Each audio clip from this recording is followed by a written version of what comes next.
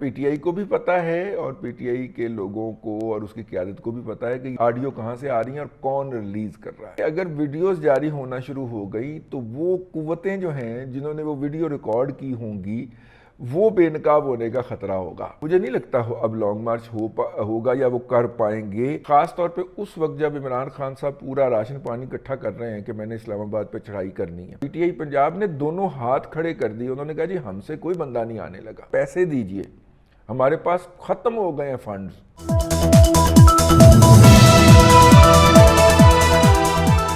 السلام علیکم ناظرین، پروگرام بات سے بات کے ساتھ میں ہوں آپ کی میزبان عفیفہ راؤ اور میرے ساتھ موجود ہیں ملک کے نامور تجزیہ کار رضوان رضوی صاحب۔ السلام علیکم سر۔ وعلیکم السلام۔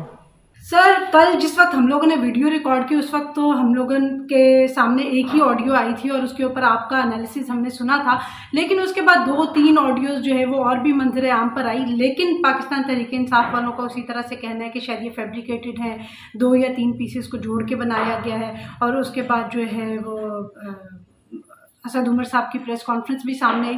تو آپ کو کیا لگتا ہے کہ واقعی یہ فیبریکیٹڈ ہے، کچھ پیسز کو جوڑ کے ملا کے اور پھر اس کو جو ہے ایک پروپیگنڈا کے طور پہ ریلیز کر دیا گیا ہے، یا یہ واقعی اوریجنل آڈیو ہے جس کا اگر فرینزک بھی کروایا جائے تو وہ ثابت ہو جائے گا کہ عمران خان صاحب نے وہی گفتگو کی ہے اور یہ بالکل بغیر کسی جوڑ توڑ کے جو ہے وہ آڈیو ہے؟ دیکھیے، یہ بات کہنا کہ وہ جو ہے وہ اوریجنل ویڈیو ہے، یہ تو پی ٹی آئی نے خود تسلیم کر لیا نا کہ ویڈیو جو آواز جو ہے وہ جناب عمران خان اور ان کے ساتھیوں کی ہی ہے۔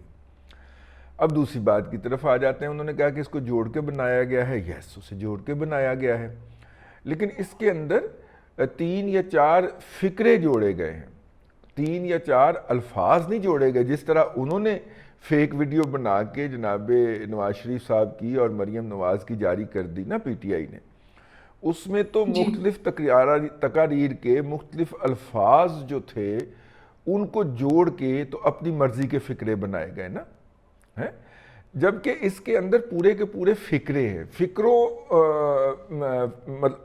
یقیناً وہ فکرے مختلف جگہ سے اٹھائے گئے، بلکہ ایک ہی سٹنگ کے وہ 4 فکرے ہیں۔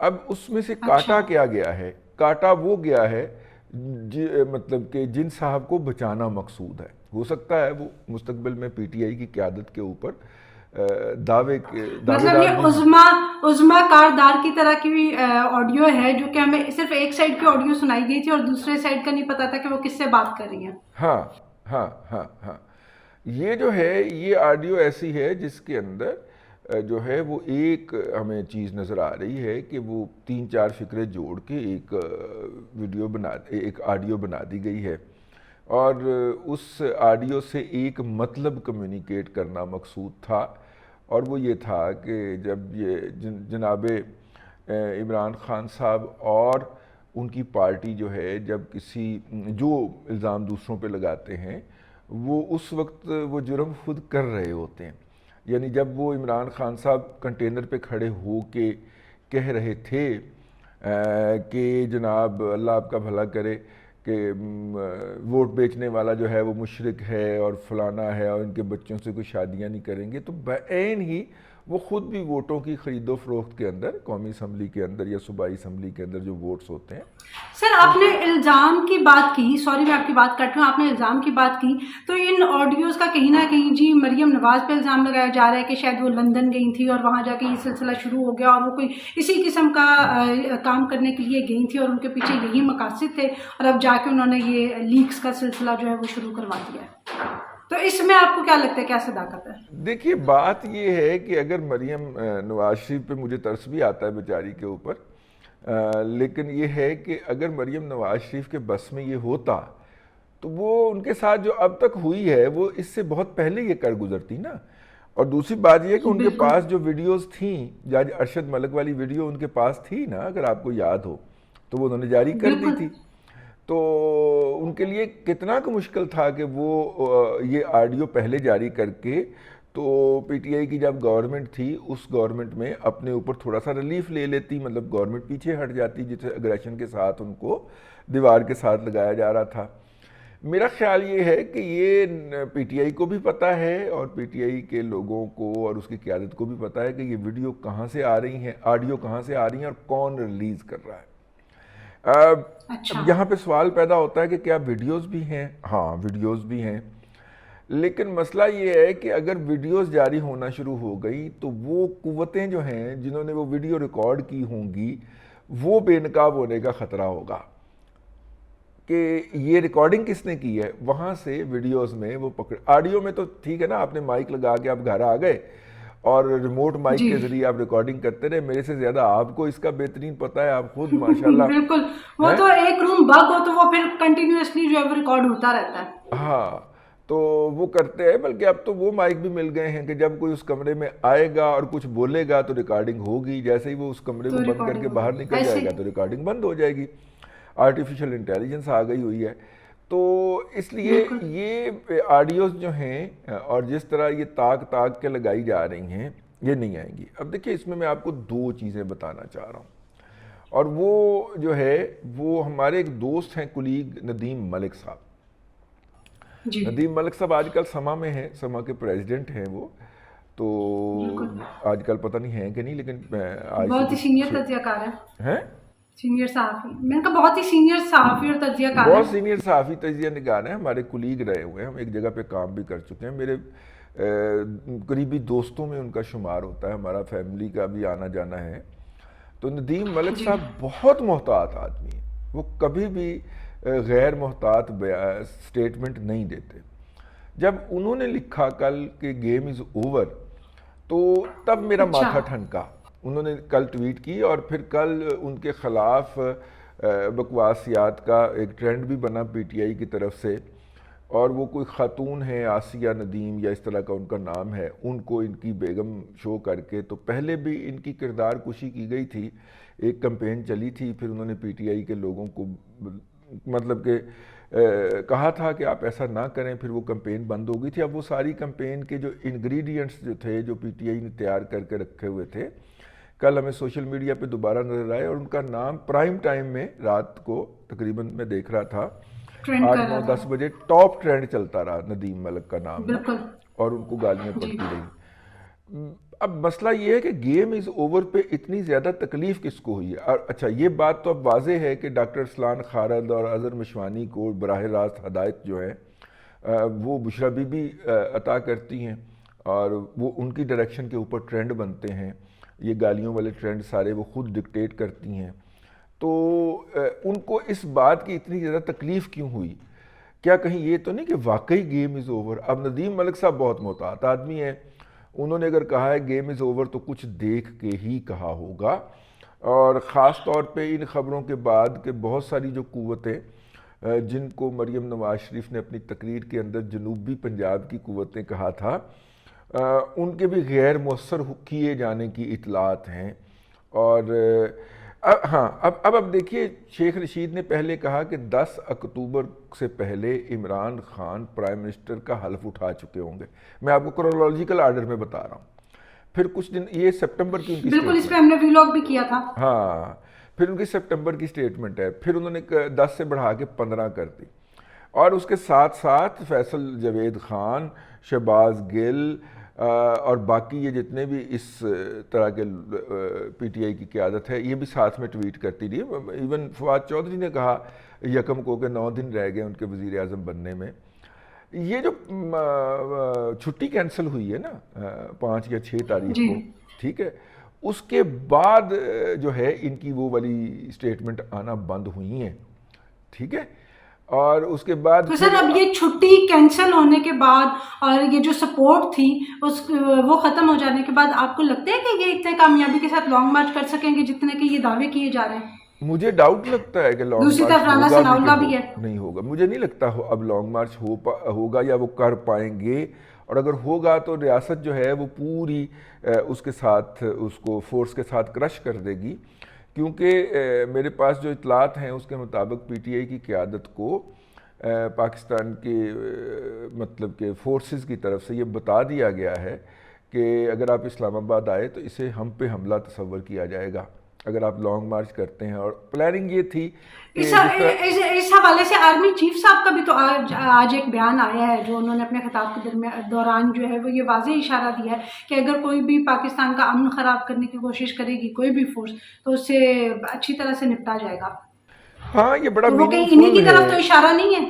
میننگ فل ہے. وہ ابھی امریکہ کے دورے سے واپس آئے ہیں اور بعض افواہ سازوں نے یہ بھی کہا کہ جی وہ لندن میں ٹھہریں گے اور وہاں پہ مریم سے ان کی ملاقات ہوگی. وہ ڈائریکٹ پاکستان پہنچ گئے ہیں اور آتے ہی انہوں نے ایک فنکشن کے اندر اپنی تقریر کی ہے اور اس تقریر کے اندر بڑا مؤثر فکرہ ہے کہ معاشی اور معاشرتی طور پہ کچھ بھی اگر کسی نے کوئی غیر یقینی کی صورتحال پیدا کرنے کی کوشش کی تو اس سے آہنی ہاتھوں سے نپٹا جائے گا. تو یہ بڑی میننگ فل سٹیٹمنٹ ہے، خاص طور پہ اس وقت جب عمران خان صاحب پورا راشن پانی اکٹھا کر رہے ہیں کہ میں نے اسلام آباد پہ چڑھائی کرنی ہے.